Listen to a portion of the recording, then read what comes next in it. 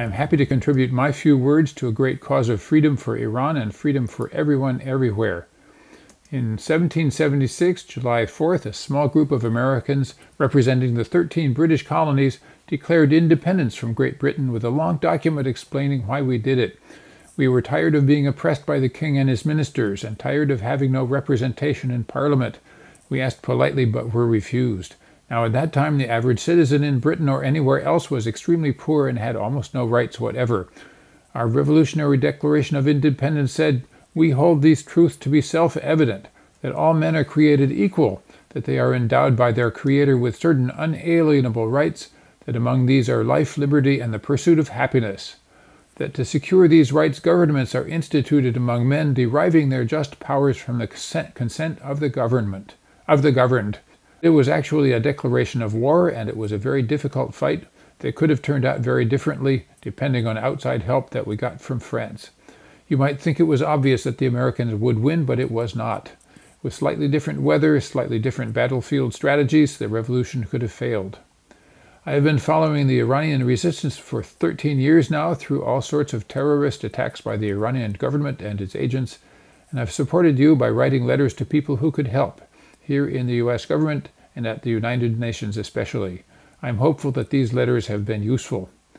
I was very happy to hear that the people in Camp Ashraf were finally allowed to move to safety in Albania.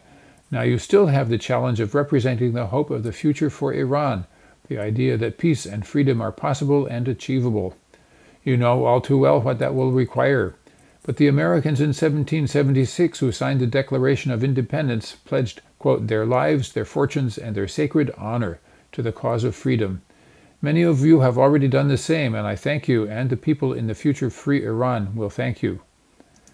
I hear and read that Iran is in crisis all the time, that people are not happy with the government, that demonstrations are happening every day.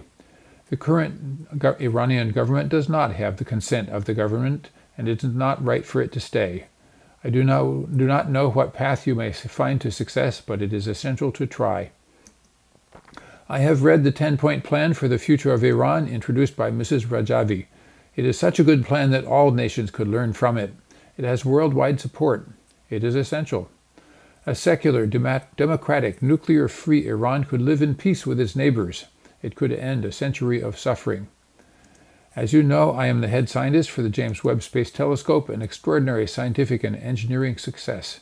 It was only possible because the people in Europe, Canada, and the US supported it through their democratically elected governments, and it required 20,000 people working together with a common vision of success. We, the members of this worldwide team, put our trust in managers and leaders who made this cooperation possible. We have proved that working together we can accomplish incredible things. John Kennedy committed the United States to going to the moon not because it was easy, but exactly because it was hard, and it would bring out the best in people. Your task is not easy, but it can bring out the best in people.